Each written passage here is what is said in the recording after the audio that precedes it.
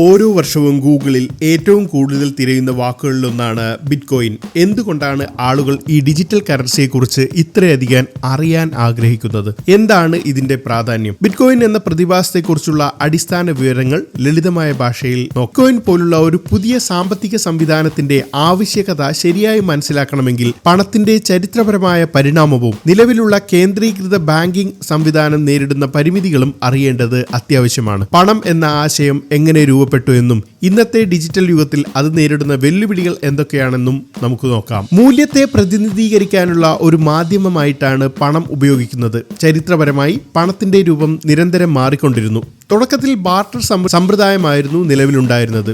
ആളുകൾ ധാന്യങ്ങൾ പോലുള്ള വസ്തുക്കൾ കൈമാറ്റം ചെയ്താണ് ആവശ്യങ്ങൾ നിറവേറ്റിയിരുന്നത്. പിന്നീട് കൂടുതൽ കാലം മൂല്യം നഷ്ടപ്പെടാതെ സൂക്ഷിക്കാൻ കഴിയുന്ന സ്വർണം പോലുള്ള ലോഹങ്ങൾ വിനിമയ മാധ്യമമായി. എന്നാൽ സ്വർണം കൊണ്ടു നടക്കാനുള്ള ബുദ്ധിമുട്ട് കാരണം ഗവൺമെന്റുകൾ പുതിയ സംവിധാനം മുന്നോട്ട് വെച്ചു. ആളുകൾ അവരുടെ സ്വർണം സർക്കാരിന്റെ പക്കൽ നിക്ഷേപിക്കുകയും പകരം ഒരു റെസീറ്റ് അല്ലെങ്കിൽ ഒരു പേപ്പർ നോട്ട് കൈപ്പറ്റുകയും ചെയ്യുമായിരുന്നു. ഈ റെസീറ്റ് ഉപയോഗിച്ച് ഇടപാടുകൾ നടത്താൻ സാധിച്ചു. കാലക്രമേണ ഈ സംവിധാനം ഇന്നത്തെ പേപ്പർ കറൻസിക്ക് വഴിയൊരുക്കി. ഇന്ന് പേപ്പർ നോട്ടിന്റെ മൂല്യം നിലനിൽക്കുന്നത് സർക്കാരിന്റെ ഒരു വാഗ്ദാനത്തിലാണ്. ഈ നോട്ടിന്റെ ഉടമയ്ക്ക് ഇത്ര രൂപ നൽകാമെന്ന് ഞാൻ വാഗ്ദാനം ചെയ്യുന്നു എന്ന ഉറപ്പിൽ. അങ്ങനെയെങ്കിൽ എന്തുകൊണ്ട് സർക്കാരുകൾക്ക് കൂടുതൽ നോട്ടുകൾ അച്ചടിച്ച് രാജ്യത്തെ സാമ്പത്തിക പ്രശ്നങ്ങൾ പരിഹരിച്ചുകൂടാ? ഇതിനുള്ള ഉത്തരം പണപ്പെരുപ്പം എന്ന ആശയത്തിലാണ്. ഉദാഹരണത്തിന് 1 കിലോ ഉരുളക്കിഴങ്ങ് മാത്രമേ വിപണിയിൽ ശേഷിക്കുന്നുള്ളൂ എന്ന് കരുതുക. അത് വാങ്ങാൻ വരുന്ന എല്ലാവരും കയ്യിൽ 1 ലക്ഷം രൂപ വീതമുണ്ടെങ്കിൽ ആ ഉരുളക്കിഴങ്ങിന് ലഭിക്കുക 1 ലക്ഷത്തിൽ കൂടുതൽ നൽകുന്നയാളായിരിക്കും. സ്വാഭാവികമായും ഉരുളക്കിഴങ്ങിന്റെ വില 1 ലക്ഷത്തിന് മുകളിലാകും. ഇതുപോലെ സർക്കാർ കൂടുതൽ പണം അച്ചടിച്ച് വിതരണം ചെയ്താൽ സാധനങ്ങളുടെയും സേവനങ്ങളുടെയും വില കുതിച്ചു വരികയല്ലാതെ യഥാർത്ഥ പ്രശ്നം പരിഹരിക്കപ്പെടില്ല. വിഭവങ്ങളുടെ ലഭ്യത വർദ്ധിക്കുമ്പോൾ മാത്രമേ പ്രശ്നങ്ങൾക്ക് പരിഹാരമാവൂ. പേപ്പർ പണം പിന്നീട് ഡിജിറ്റൽ പണമായി രൂപാന്തരപ്പെട്ടു. എന്നാൽ ഡിജിറ്റൽ ഇടപാടുകളുടെ കൃത്യമായ കണക്കുകൾ സൂക്ഷിക്കാൻ ഒരു കേന്ദ്രീകൃത സംവിധാനം ആവശ്യമായി വന്നു. അങ്ങനെയാണ് ബാങ്കിംഗ് സംവിധാനം രൂപം കൊണ്ടത്. എന്നാൽ ഈ കേന്ദ്രീകൃത സംവിധാനത്തിനും അതിൻ്റെതായ വെല്ലുവിളികളുണ്ട്. ഉപഭോക്താക്കൾ ബാങ്കിൽ നിക്ഷേപിക്കുന്ന പണം ബാങ്കുകൾ മറ്റു പലയിടത്തും നിക്ഷേപിക്കുന്നു. ഈ നിക്ഷേപങ്ങൾക്ക് നഷ്ടം സംഭവിച്ചാൽ ഉപഭോക്താവിന്റെ പണം അപകടത്തിലാകും. PNC ബാങ്കിലും 2008 ലേമാൻ ബ്രദേഴ്സ് എന്ന സാമ്പത്തിക സ്ഥാപനം തകർന്നപ്പോഴും സംഭവിച്ചത് ഇതാണ്. പണം ബാങ്കിൽ നിക്ഷേപിക്കുന്നതോടെ അതിന്റെ സമ്പൂർണ്ണ നിയന്ത്രണം നമുക്ക് നഷ്ടപ്പെടുന്നു. കുറച്ച് സ്ഥാപനങ്ങൾ മാത്രം സാമ്പത്തിക വ്യവസ്ഥയെ നിയന്ത്രിക്കുന്നത് സുതാര്യമില്ലായ്മയ്ക്കും അഴിമതിക്കും വഴിവെക്കുന്നു. നമ്മുടെ പണത്തിന്റെ നിയമപരമായ നില ഇല്ലാതാക്കാൻ സർക്കാരിന് എപ്പോൾ വേണമെങ്കിലും സാധിക്കും. ഇന്ത്യയിൽ നടന്ന നോട്ട് നിരോധനം ഇതിന് ഏറ്റവും വലിയ ഉദാഹരണമാണ്. കേന്ദ്രീകൃത സംവിധാനത്തിന്റെ പരിമിതികളാണ് ഒരു ബദൽ സാമ്പത്തിക വ്യവസ്ഥയെക്കുറിച്ചുള്ള ചിന്തകൾക്ക് വഴിവെച്ചത്. 2008 ആഗോള സാമ്പത്തിക പ്രതിസന്ധിയുടെ പശ്ചാത്തലത്തിലാണ് നിലവിലെ ബാങ്കിംഗ് സംവിധാനത്തിന് ഒരു ബദൽ എന്ന ആശയം ശക്തമാവുന്നത്. ഈ സാഹചര്യത്തിലാണ് ബിറ്റ്കോയിൻ എന്ന വിപ്ലവകരമായ ആശയം അവതരിപ്പിക്കപ്പെട്ടത്. സതോഷി നക്കാമോട്ടോ എന്ന അജ്ഞാതനായ ഒരു വ്യക്തിയോ അല്ലെങ്കിൽ ഒരു സംഘമോ ആണ് 2008 ഒക്ടോബറിൽ ബിറ്റ്കോയിൻ എന്ന ആശയം ഒരു പ്രബന്ധത്തിലൂടെ ലോകത്തിന് മുന്നിൽ അവതരിപ്പിച്ചത്. നിലവിലെ ബാങ്കിംഗ് സംവിധാനത്തെ പൂർണ്ണമായും മാറ്റി സ്ഥാപിക്കാൻ കഴിയുന്ന ഒരു ഡിജിറ്റൽ കറൻസിയെ കുറിച്ചുള്ള നിർദ്ദേശങ്ങളായിരുന്നു ആ പ്രബന്ധത്തിൽ ഉണ്ടായിരുന്നത്. ഇന്നും സതോഷി നക്കാമോട്ടോ ആരാണെന്ന് ലോകത്തിനറിയില്ല. ബിറ്റ്കോയിന്റെ അടിസ്ഥാന ആശയം വളരെ ലളിതമാണ്. പണമിടപാടുകൾ രേഖപ്പെടുത്താനും സ്ഥിരീകരിക്കാനും ഒരു കേന്ദ്രീകൃത ബാങ്കിങ്ങിന് പകരം ലോകമെമ്പാടുമുള്ള കമ്പ്യൂട്ടറുകൾ ഉൾപ്പെടുന്ന ഒരു വികേന്ദ്രീകൃത ശൃംഖല ഉപയോഗിക്കുക. ഇതിലൂടെ ഇടനിലക്കാരുടെ ആവശ്യം ഇല്ലാതാകുന്നു. ബിറ്റ്കോയിൻ ഒരു ഡിജിറ്റൽ ക്രിപ്റ്റോ കറൻസിയാണ്. അതിന് നോട്ടുകളെയോ നാണയങ്ങളെയോ പോലെ ഭൗതികമായ രൂപമില്ല. ആളുകൾ ഇതിനെ ഒരു മൂല്യമുള്ള ഒന്നായി അംഗീകരിക്കുന്നിടത്തോളം കാലം മാത്രമേ അതിന് നിലനിൽപ്പുള്ളൂ. ഒരു ബിറ്റ്കോയിൻ വാങ്ങുമ്പോൾ ഒരു പ്രത്യേക ബിറ്റ്കോയിൻ വിലാസത്തിൽ നിയന്ത്രണം നിങ്ങൾക്ക് ലഭിക്കുന്നു. അതുവഴി നിങ്ങൾക്ക് ഇടപാടുകൾ നടത്താൻ സാധിക്കുന്നു. ബിറ്റ്കോയിന്റെ പ്രവർത്തനത്തിന് പിന്നിലെ സാങ്കേതിക വിദ്യകളായ ബ്ലോക്ക് ചെയിനും മൈനിങ്ങിനെയും കുറിച്ച് നമുക്ക് വിശദമായി നോക്കാം. ബിറ്റ്കോയിന്റെ പ്രവർത്തന രീതി സങ്കീർണമാണെങ്കിലും അതിന്റെ അടിസ്ഥാന തത്വങ്ങൾ മനസ്സിലാക്കാൻ സാധിക്കും. ഈ ബിറ്റ്കോയിൻ ഒരു ഓട്ടോമേറ്റഡ് സംവിധാനമാണ്. ഇതിന്റെ പ്രവർത്തനത്തിന് ആവശ്യമായ അൽഗോരിതം പ്രവർത്തിപ്പിക്കാൻ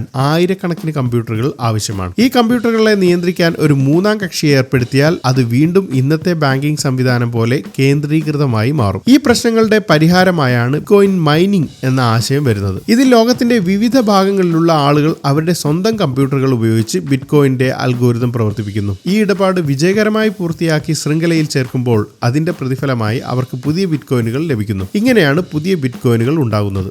ഇത്തരം ലോകമെമ്പാടും വിതരണം ചെയ്യപ്പെട്ട ഒരു കമ്പ്യൂട്ടർ ശൃംഖല അല്ലെങ്കിൽ ഡിസ്ട്രിബ്യൂട്ടഡ് നെറ്റ്വർക്ക് രൂപം കൊള്ളുന്നു. ഈ വികേന്ദ്രീകൃത ശൃംഖല പ്രവർത്തിക്കുന്നത് ബ്ലോക്ക് ചെയിൻ എന്ന സാങ്കേതികവിദ്യ ഉപയോഗിച്ചാണ്. ഇടപാടുകൾ ബ്ലോക്കുകളായി രേഖപ്പെടുത്തുന്ന, വിതരണം ചെയ്യപ്പെട്ടതും മാറ്റങ്ങൾ വരുത്താൻ സാധിക്കാത്തതുമായ ഒരു പൊതു ഡിജിറ്റൽ രേഖയാണ് പബ്ലിക് ലെഡ്ജർ ആണ് ബ്ലോക്ക് ചെയിൻ. ഈ ഘടനയാണ് സംവിധാനത്തെ സുതാര്യവും സുരക്ഷിതവുമാക്കുന്നത്. ഈ വിതരണ സ്വഭാവം കാരണം ഏതെങ്കിലും ഒരു വ്യക്തിക്കോ സ്ഥാപനത്തിനോ ഈ ശൃംഖലയെ നിയന്ത്രിക്കാനോ ഹാക്ക് ചെയ്യാനോ സാധ്യമല്ല. എന്നാൽ മൈനർമാർ ഇങ്ങനെ ബിറ്റ്കോയിനുകൾ ഉണ്ടാക്കിക്കൊണ്ടേയിരുന്നാൽ എന്ത് സംഭവിക്കും? നേരത്തെ സൂചിപ്പിച്ച ഉരുളക്കിഴങ്ങിന്റെ ഉദാഹരണം പോലെ ബിറ്റ്കോയിന്റെ എണ്ണം പരിധിയില്ലാതെ വർദ്ധിച്ചാൽ അതിന്റെ മൂല്യം ഇടിയുകയും പണപ്പെരുപ്പം സംഭവിക്കുകയും ചെയ്യും. ഈ പ്രശ്നം ഒഴിവാക്കാൻ ബിറ്റ്കോയിനുകളുടെ എണ്ണം അതിന്റെ നിർമ്മാണ സമയത്ത് തന്നെ 21 ദശലക്ഷം, അതായത് 2.1 കോടിയായി പരിമിതിപ്പെടുത്തിയിരിക്കുന്നു. ഇതിൽ കൂടുതൽ ബിറ്റ്കോയിനുകൾ ഉണ്ടാക്കാൻ സാധ്യമല്ല. മൈനിങ്ങിന്റെ സങ്കീർണത കാലക്രമേണ വർദ്ധിച്ചുകൊണ്ടിരിക്കും. ഉദാഹരണത്തിന് 2009 2-3 ദിവസം കൊണ്ട് 200 ബിറ്റ്കോയിനുകൾ വരെ ഉണ്ടാക്കാൻ സാധിക്കുമായിരുന്നു. എന്നാൽ ഇന്ന് ഒരു ബിറ്റ്കോയിൻ ഉണ്ടാക്കാൻ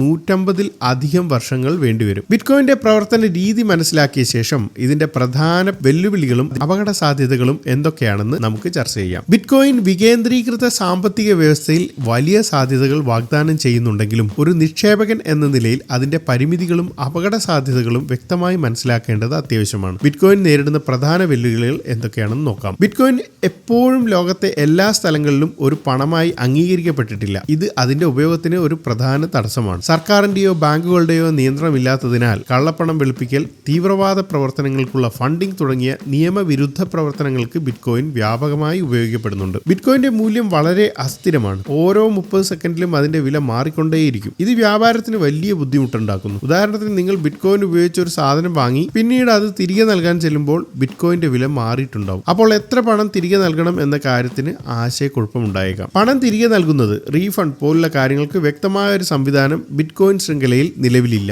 ഇത് ഉപഭോക്താക്കൾക്ക് വലിയൊരു പോരായ്മയാണ്. ഇത്രയധികം വെല്ലുവിളികൾ നിലനിൽക്കുമ്പോൾ ഇന്ത്യയിൽ ബിറ്റ്കോയിന്റെ നിയമപരമായ അവസ്ഥ എന്താണെന്ന് നോക്കാം. ഇന്ത്യൻ നിക്ഷേപകരെ സംബന്ധിച്ചിടത്തോളം ഏറ്റവും പ്രധാനപ്പെട്ട ചോദ്യങ്ങളിലൊന്ന് ബിറ്റ്കോയിന്റെ നിയമസാധുതയെക്കുറിച്ചാണ്. ഇന്ത്യയിലെ ഇതിന്റെ നിലവിലെ നിയമപരമായ അവസ്ഥയും അതിന്റെ ചരിത്രവും നമുക്ക് ചർച്ച ചെയ്യാം. ഇന്ത്യയിൽ ബിറ്റ്കോയിന്റെ നിലവിലെ നിയമപരമായ അവസ്ഥയെക്കുറിച്ച് ഒറ്റ വാക്യത്തിൽ ഇങ്ങനെ പറയാം: ഇത് നിയമവിധേയമാണ്, പക്ഷേ സർക്കാർ ഇതിനെ അംഗീകരിച്ചിട്ടില്ല. ഇതിന്റെ അർത്ഥം ബിറ്റ്കോയിൻ വാങ്ങുന്നതും വിൽക്കുന്നതും നിയമവിരുദ്ധമല്ല. എന്നാൽ ഇതിലൂടെ ഉണ്ടാകുന്ന എല്ലാ നഷ്ടസാധ്യതകളും പൂർണ്ണമായും ഉപഭോക്താവിൻ്റെത് മാത്രമായിരിക്കും. സർക്കാർ ഇതിന് യാതൊരു വിധത്തിലുള്ള നിയമപരമായ പരിരക്ഷയും നൽകുന്നില്ല. ഇന്ത്യൻ സർക്കാർ ബിറ്റ്കോയിൻ സംബന്ധിച്ച നിയമങ്ങൾ ഉണ്ടാക്കാൻ ശ്രമിക്കുന്നുണ്ടെങ്കിലും ഇതുവരെ വ്യക്തമായ ഒരു തീരുമാനത്തിൽ എത്തിയിട്ടില്ല. ഇന്ത്യയിൽ ബിറ്റ്കോയിന്റെ നിയമപരമായ യാത്രയിൽ ചില സുപ്രധാന സംഭവങ്ങൾ ഉണ്ടായിട്ടുണ്ട്. 2018 ഏപ്രിൽ 5 ക്രിപ്റ്റോ കറൻസി സ്ഥാപനങ്ങൾക്ക് ബാങ്കിംഗ് സേവനങ്ങൾ നൽകരുതെന്ന് Reserve Bank of India (RBI) എല്ലാ ബാങ്കുകൾക്കും നോട്ടീസ് നൽകി. ഇതോടെ ക്രിപ്റ്റോ എക്സ്ചേഞ്ചുകളിൽ നിന്ന് ഇന്ത്യൻ ബാങ്ക് അക്കൗണ്ടുകളിലേക്ക് പണം പിൻവലിക്കുന്നത് അസാധ്യമായി. RBIയുടെ ഈ തീരുമാനത്തിനെതിരെ ക്രിപ്റ്റോ എക്സ്ചേഞ്ചുകൾ സുപ്രീം കോടതിയെ സമീപിച്ചു. ഏകദേശം 2 വർഷത്തോളം നീണ്ട നിയമ പോരാട്ടത്തിനൊടുവിൽ RBIയുടെ നോട്ടീസ് സുപ്രീം കോടതി റദ്ദാക്കുകയും ക്രിപ്റ്റോ എക്സ്ചേഞ്ചുകൾക്ക് അനുകൂലമായി വിധിക്കുകയും ചെയ്തു. ഇന്ന് ഇന്ത്യയിൽ ക്രിപ്റ്റോ കറൻസി വ്യാപാരം നിയമവിധേയമായി നടക്കുന്നുണ്ടെങ്കിലും അതിന്റെ ഭാവിയെക്കുറിച്ചുള്ള അനിശ്ചിതത്വം ഇപ്പോഴും നിലനിൽക്കുകയാണ്. ബിറ്റ്കോയിൻ എന്നത് കേവലം ഒരു ഡിജിറ്റൽ കറൻസി എന്നതിലുപരി പരമ്പരാഗത സാമ്പത്തിക വ്യവസ്ഥകളെ വെല്ലുവിളിക്കുന്ന ഒരു വിപ്ലവകരമായ സാങ്കേതിക വിദ്യയാണ്. ഇടനിലക്കാരില്ലാതെ വികേന്ദ്രീകൃതമായ ഒരു സാമ്പത്തിക സംവിധാനം എന്ന ആശയം അത് മുന്നോട്ട് വയ്ക്കുന്നു. എന്നാൽ മൂല്യത്തിലെ അസ്ഥിരത, പരിമിതമായ സ്വീകാര്യത, നിയമവിരുദ്ധ പ്രവർത്തനങ്ങൾക്കുള്ള സാധ്യത തുടങ്ങിയ പോരായ്മകൾ അതിന്റെ വ്യാപകമായ ഉപയോഗത്തിന് തടസ്സമായും നിൽക്കുന്നു. ഇന്ത്യയിൽ ഇത് നിയമവിധേയമായിട്ടുണ്ടെങ്കിലും സർക്കാർ അംഗീകാരമില്ലാത്തതിനാൽ നിക്ഷേപകർക്ക് പൂർണ്ണമായ നഷ്ടസാധ്യത സ്വയം ഏറ്റെടുക്കേണ്ടതുണ്ട്. സാധ്യതകളും വെല്ലുവിളികളും നിറഞ്ഞ ബിറ്റ്കോയിന്റെ ഭാവി സാങ്കേതിക വിദ്യയുടെ വളർച്ചയെയും ലോകമെമ്പാടുമുള്ള സർക്കാരുകളുടെ നിലപാടുകളെയും ആശ്രയിച്ചിരിക്കും. അതിനാൽ നിക്ഷേപകർ അതീവ ജാഗ്രതയോടെ ഇതിനെ സമീപിക്കേണ്ടത് അനിവാര്യമാണ്. ഞങ്ങളുടെ വീഡിയോ ഇഷ്ടപ്പെട്ടെങ്കിൽ സബ്സ്ക്രൈബ് ചെയ്യുക, ഇഷ്ടപ്പെട്ടെങ്കിൽ ലൈക്ക് ചെയ്യുക, കമന്റ് ചെയ്യുക. താങ്ക്